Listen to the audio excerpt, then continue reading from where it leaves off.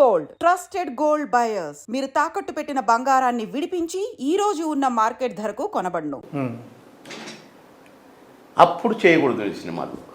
అక్కడికి అడిగిన వద్దు, నాకు కామెడీ మంత్రి వద్దు, ఇప్పటికే కామెడీ చేసుకుంటోడికి ఇంత పెద్ద పోస్ట్ ఇచ్చినావు నువ్వు, నీతో equal post, cabinet rank, CM అంటే క్యాబినెటే కదా, అవును, కనుక నువ్వు చేయొద్దు అన్నాను. కొంచెం అనుకోని అప్పుడు గ్యాప్ వచ్చింది, కొంచెం తగ్గించారు సినిమా. గ్యాపే ఇక నేను బాబుమోహన్ నటించట్లేదు. అప్పుడు కథ రాసేటప్పుడే నా పేరు బాబుమోహన్, ఈ క్యారెక్టర్ అని రాసేదే. అవును, ఆ కథల్లో ముందే బాబుమోహన్ అని ఫిక్స్ కాకుండా మామూలుగా కథ రాయటం మళ్ళా పాత పద్ధతికి పోయింది. అట్లా ఎవరు దొరికితే వాడిని పెట్టుకునేది ఓకే ఆ క్యారెక్టర్కి. అలాగే నేను నటించాలనుకుని మళ్ళా నాకు మంత్రి పదవి అయిపోయి మామూలుగా ఓడిపోయినాం. అప్పుడు చంద్రబాబు గారికి యాక్సిడెంట్ అయ్యి ఓడిపోయి గవర్నమెంట్ ఓడిపోయింది. అప్పుడు నాకు నటించే అవకాశం వచ్చింది. కానీ బాబుమోహన్ కోసం రాసే క్యారెక్టర్లు బంద్ అయినాయి. అవును, అప్పుడు నాకే చేయబుద్ధి కాలేదు, నాకేం కర్మ ఇట్లాంటి క్యారెక్టర్లు, ఎలాంటి క్యారెక్టర్లు వేసిన. అవును, కథను నడిపే క్యారెక్టర్లు కదా నేను వేసినవన్నీ. మామగారు తీసుకోండి, బాబుమోహన్ పెదరాయుడు తీసుకోండి, చంద్రాయుడు తీసుకోండి, మాతోనే ఆడిన సినిమాలు. కనుక ఇట్టటి క్యారెక్టర్లు వేయొద్దు అనుకున్న కొన్నాను. ఏదో మంచిది నచ్చితే ఒకటో రెండో చేసేది. కథలు చెప్పారు సార్ వచ్చి మీకు అప్పుడు చాలామంది ఏమైనా క్యారెక్టర్స్ రాసి? నేను వినటోని కాదు, నా క్యారెక్టర్ వరకే చెప్పమనేది. ఓకే, కాంబినేషన్ ఎవరెవరు, నా క్యారెక్టర్ అంతే. కానీ షూటింగ్ అప్పుడు మాత్రం సీన్ చదివి వినిపించాల్సిందే, దాన్ని నేను దొంగ దెబ్బ ప్లాన్ చేసుకోవాల్సిందే, నటించాల్సిందే. ఓకే, అట్లా చేసేది. కనుక నాకు గ్యాప్ రాలేదండి. ఓకే, మొన్న కూడా ఒక బాగుంది క్యారెక్టర్ చేద్దామని అనుకున్నాను, ఒకటి ఒప్పుకుంటే 10 వచ్చినాయి. అవును, సోదర చేశారు కదా రీసెంట్గా, సోదర అనే సినిమాలో చూసారు. దీనికంటే ముందే అది కూడా హీరో ఫాదర్ క్యారెక్టర్. అవును, మంచి క్యారెక్టర్ అని చేసిన. అట్లా నేను అడపదడ చేస్తూనే ఉన్నాను. కానీ ఇట్లా ఇన్ని సినిమాలు నచ్చినాయి అంటే ఇప్పుడు మళ్ళీ కొత్త అన్ని ఫాదర్గా లేకపోతే పెద్ద మనిషిగా ఇలాంటి క్యారెక్టర్లు వస్తున్నాయి. ఇప్పుడు ఈ సీజన్కి ఈ టైప్ క్యారెక్టర్లు అయితే బాగు అనుకున్నా నేను. ఓకే, ఊరు పెద్ద మనిషిగా మళ్ళీ అప్పుడు నెక్కరేసి అనే ఇవి కావు. ఇప్పుడు ఇదొక టైప్ క్యారెక్టర్స్ కనుక ఇట్లా కూడా కట్టొచ్చు అనుకున్నాను. అందులో భాగమే ఉప్పు కప్పు రంగులో క్యారెక్టర్.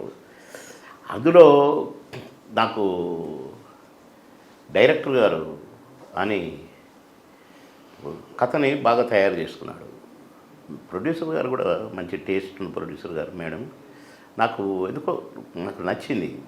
చిన్నప్పటి నుంచి మనం విన్నదే ఉప్పు కప్పు రంగు, నొక్క పోలిక నుండు, చూడ చూడ రుచుల జాడ. ఇందులోనే ఉంది కథ అంతా. ఓకే, అరే భలే గమ్మతగా పెట్టారే పేరు. నిజమే, ఉప్పు కప్పురం ఒకటే తిరుగుంటాయి కానీ టేస్ట్ వేరు. మనుషులందరం కూడా మనుషులమే, ఒక్కొక్కరు ఒక్కొక్క రకంగా ఉంటారు. 2 చేతులు, 2 కాళ్ళు, 2 కళ్ళు, ఒక్కటే ముక్కు, ఒకటే నోరు, ఒకటే నాలుగు, ఇట్లా కొన్ని మనిషే. కానీ ఒక్కొక్క క్యారెక్టర్ ఒక్కొక్క మనస్తత్వం రకరకాలుగా ఉంటాయి. ఒక ఊరు ఉంటే ఆ ఊరిలో కూడా రకరకాల మనస్తత్వాలు, రకరకాల అవసరాలు, రకరకాల కోరికలు, ఇట్లా వీటన్నిటిని కలిపి ఉగాది పచ్చళ్ళు చేసినట్టుగా ఈ సినిమాని చేశారు ఉప్పు కప్పు రంగు. ఓకే, కనుక మంచి మెసేజ్, మంచి కామెడీ, అన్నీ కలగలుపుతో ఆ కథ అల్లుకున్నారు అని నేను సంతోషపడ్డా టైటిల్ విని. అందులో నాకు గ్రామ పెద్దగా నన్ను కాబట్టి నాది కూడా ఒక డిఫరెంట్ క్యారెక్టర్. ఆ ఊరు పెద్ద అంటే అర్థం ఏంటండి, ఆ ఊరిలో ధనవంతుడు. అవును, నా వేషమే చెప్పుద్ది అది. బంగారు ఉంగరాలు గింగరాలు ఇదంతా మీసం గీసం ఎవడ. కానీ అందులోనే చిన్న మళ్ళా టచ్, కామెడీ టచ్, చిన్న పోరగాడు మైండ్ మెంటాలిటీ టైపు. అట్లా నాకు ఇప్పుడు ఇన్ని క్యారెక్టర్స్ అన్నీ వేరు, మళ్ళీ ఈ క్యారెక్టర్ వేరైపోయింది సపరేట్గా. మీరు ఎదురు చూస్తున్న క్యారెక్టర్ ఏంటి సార్? అంటే మీరు ఇలాంటి క్యారెక్టర్స్ కోసం ఎదురు చూస్తున్నారు, అలాంటి క్యారెక్టర్ అయినా ఇది? ఇప్పుడు చిన్నరాయుడులో క్యారెక్టర్ ఉంది, అన్న ఇదేంటన్నా. మామగారులో క్యారెక్టర్ ఉంది, బాబు ఇప్పుడు అవి కావు. ఇది సోలో ఒక పెద్ద మనిషిగా తండ్రిగా ఇప్పుడు ఒక సినిమాలో తండ్రిగా వేశాను మొన్ననే. సోదర సినిమాలు చేశారు. సోదరు కాదు, సోదరు తండ్రిగా. అది ఇద్దరు కొడుకులు, ఒక కొడుకు అంటే ఇష్టం, ఒక కొడుకు అంటే ఇది అది. ఈ మొన్న ఒకటి చేశాను. ఓకే. కొడుకు కానీ వాడి ప్రవర్తన నచ్చదు నాకు, తిడుతుంటాను నేను. ఒక దశలో వాడిని అర్థం చేసుకుంటాను. ఓకే కొడుక, నేనున్నా, పో చంపైనా కొడుకు, నేనున్నాను చూసుకుంటా అని కొడుకు భరోసా ఇచ్చి కళ్ళ నిండా నీళ్ళు తెచ్చుకొని అంటే ఒక ఫాదర్ అట్లాంటి క్యారెక్టర్ వేసాను. ఇంకొక సినిమాలో ఒకటి వేసాను ఫాదర్ అంటే అమ్మాయికి ఫాదరు, అబ్బాయికి ఫాదరు, లేకుంటే ఇంటికి పెద్ద మనిషి, ఈ టైప్ క్యారెక్టర్లు ఈ ఏజ్ ఆఫ్టర్ 50 పడాలి అనుకున్నా నేను. ఇప్పుడు అయ్యే వస్తున్నాయని. అందులో ఉప్పు కప్పురం ఈ సినిమాలో క్యారెక్టర్ ఊరు పెద్ద మనిషి. ఊరు పెద్ద మనిషి అంటే పాత రోజుల్లో అయితే గుమ్మడి గారు లేక ఎస్వి రంగారావు గారు కదా. అవును. మరి అంత బరువైన క్యారెక్టరు ఒక టిపికల్గా నాగభూషణం గారు ఇట్లా రకరకాల క్యారెక్టర్స్ వేసిన మహానటులు ఉన్నారు అప్పట్లో. కానీ అదే టైపులో ఒక ఊరు పెద్దగా మంచి హుందాగా మళ్ళీ అలాంటి క్యారెక్టర్ నాకు పడింది అని సంతోషపడ్డాను. సూపర్. కనుక డెఫినెట్గా ప్రేక్షక దేవుళ్ళు సంతోషిస్తారు.